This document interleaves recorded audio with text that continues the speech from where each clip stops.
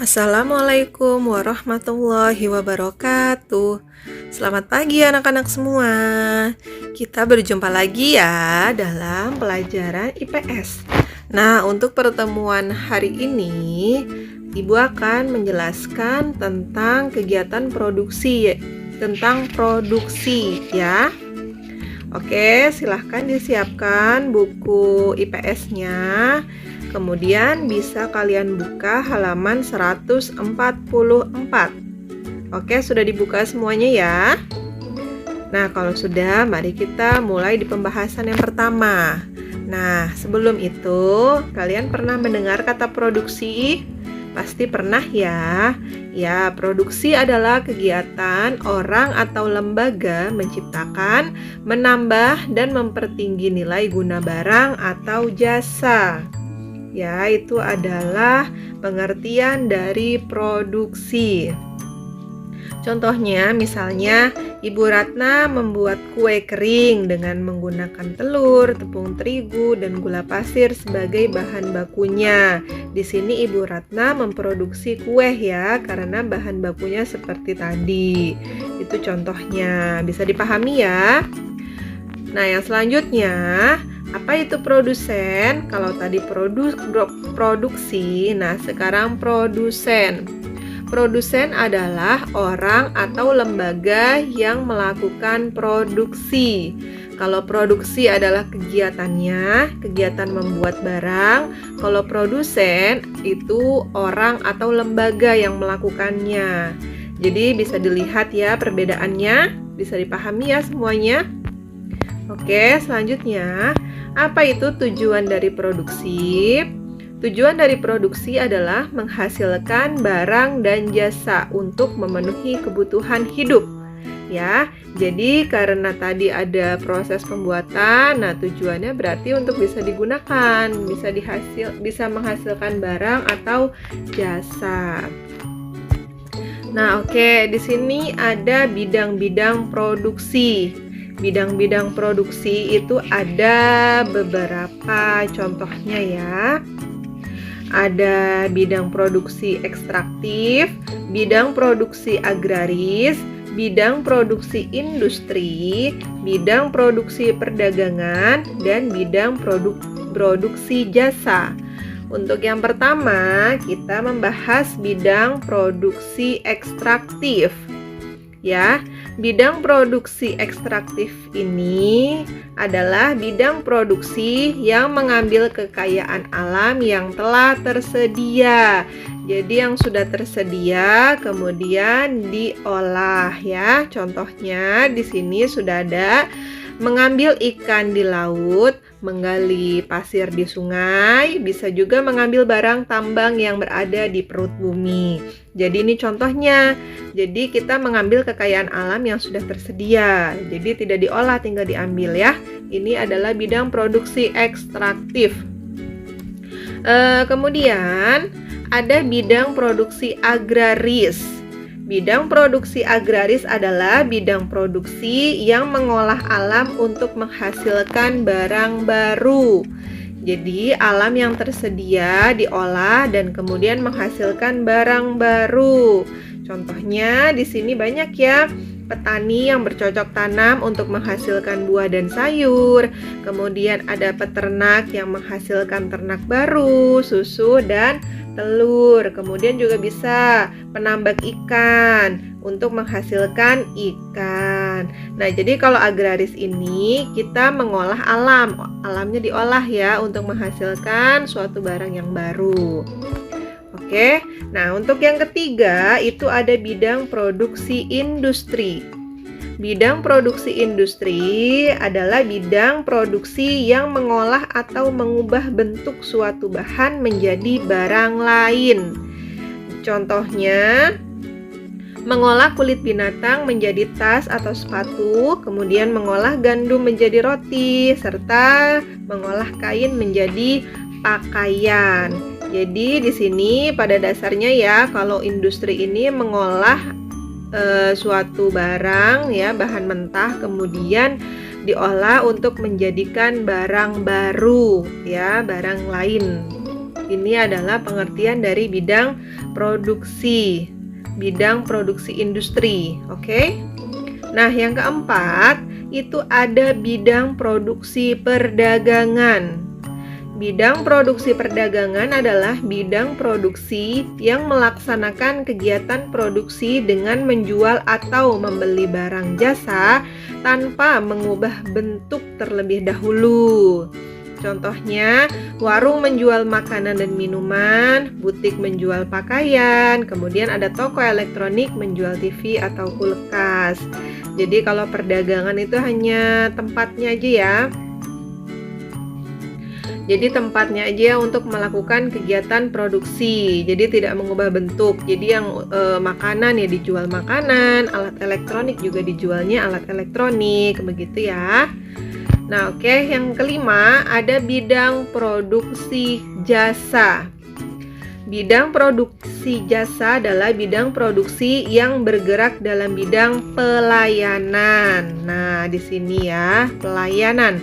Contohnya ada salon yang menghasilkan jasa kecantikan, kemudian ada perhotelan yang menghasilkan jasa penginapan dan hiburan, bisa juga rumah sakit yang menghasilkan jasa kesehatan ya.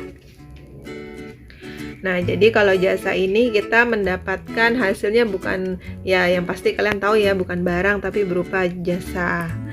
Oke, itu adalah bidang-bidang produksi ya, contoh dari bidang-bidang produksi. Nah, untuk yang selanjutnya yaitu ada faktor-faktor produksi ya. Nah, di sini juga kita kelompokkan faktor-faktor produksi itu menjadi ada beberapa bagian ya. Ada faktor produksi asli, kemudian ada faktor produksi turunan ya, ada 2 poin. Nah, yang pertama ada faktor produksi asli. Faktor produksi asli juga terdiri dari alam dan tenaga kerja ya, dibagi lagi. Oke, sekarang kita membahas dari yang sumber daya alam atau faktor produksi alam ya. Jadi segala sesuatu yang disediakan alam dan dapat dimanfaatkan untuk memenuhi kebutuhan manusia. Ini adalah sumber daya alam ya, atau faktor produksi yang berasal dari alam.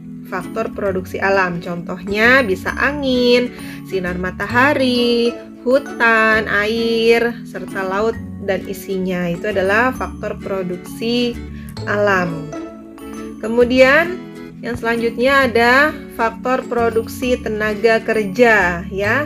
Faktor produksi tenaga kerja adalah setiap kekuatan atau kerja manusia yang dapat dipergunakan dalam kegiatan produksi. Jadi tenaga manusia yang digunakan ya. Di sini juga ada contohnya, misalnya tenaga kerja jasmani dan tenaga kerja rohani. Kalau jasmani berarti tenaga kerja yang lebih banyak menggunakan kekuatan fisiknya, seperti kuli angkut, tukang kebun, tukang sampah, dan lain-lain. Nah, kalau tenaga kerja rohani itu berarti lebih banyak menggunakan kekuatan berpikir dalam melaksanakan kegiatan produksinya. Misalnya seperti guru, dokter, manajer, accounting, dan pengacara. Banyak contohnya ya. Nah, bisa dipahami ya. Untuk yang selanjutnya yaitu ada faktor produksi turunan. Kalau tadi faktor produksi asli, sekarang turunan. Nah, kalau faktor produksi turunan ini juga ada 2. Yang pertama ada faktor produksi modal ya, atau modal. Faktor produksi modal adalah setiap barang yang dihasilkan dan dapat digunakan untuk menghasilkan barang selanjutnya.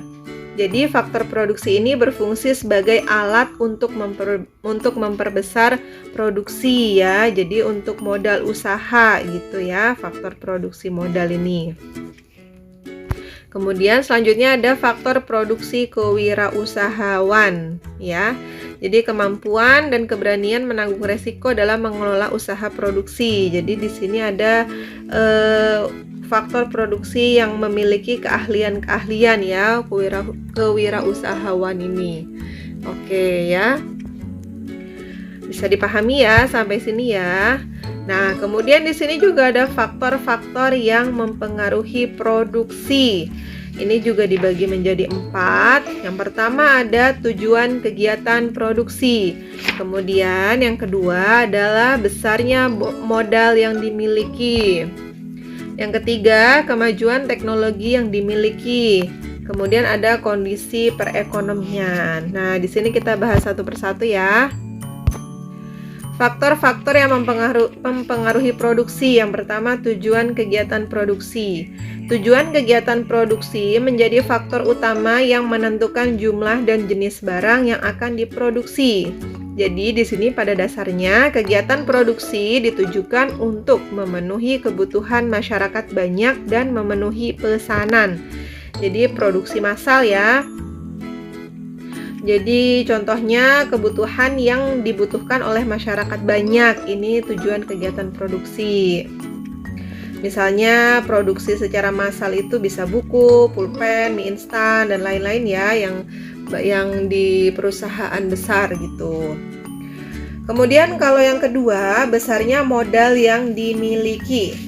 Besar kecilnya modal yang dimiliki perusahaan menjadi faktor kedua yang menentukan jumlah dan kualitas barang yang akan diproduksi.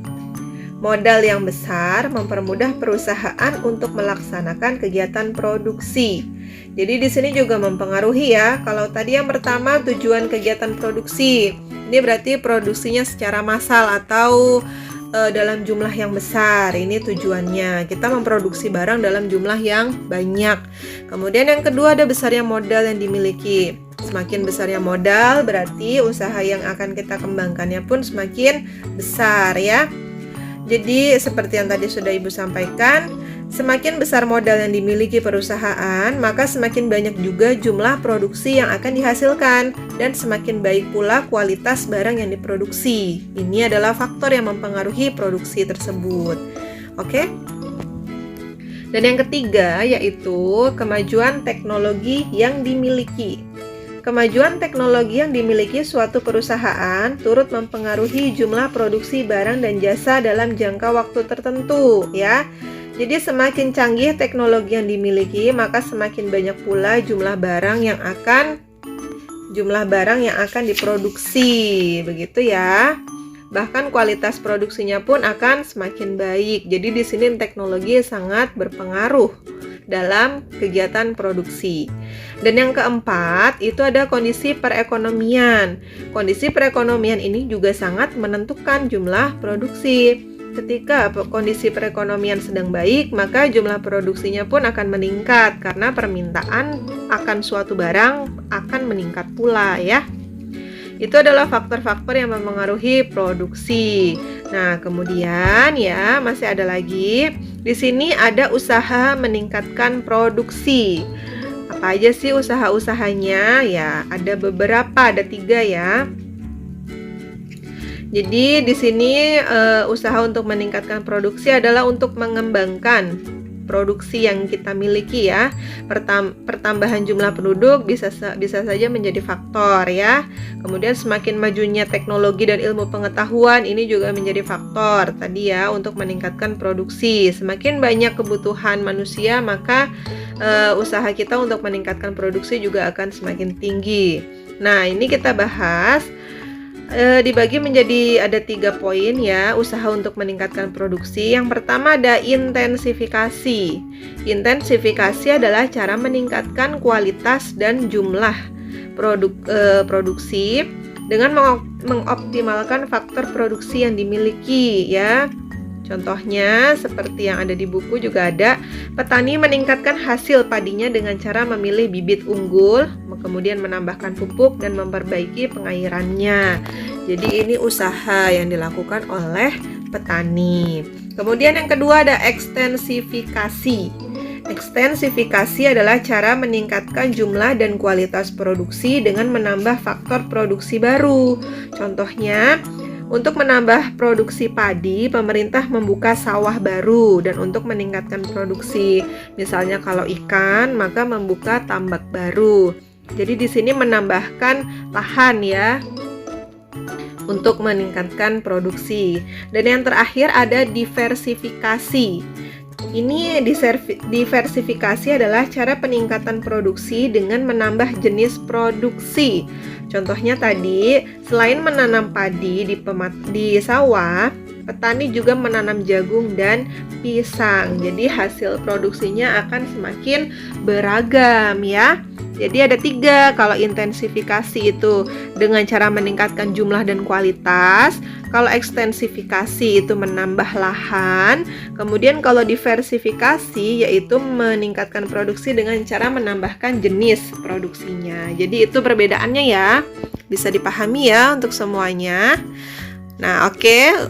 Untuk pembahasan hari ini Ibu cukupkan ya. Kurang lebihnya mohon maaf. Jika ada hal yang ingin ditanyakan, Ibu persilahkan. Ya, sebelum ditutup, ya sekali lagi dicermati video ini, jangan di skip ya. Oke, terima kasih. Assalamualaikum warahmatullahi wabarakatuh.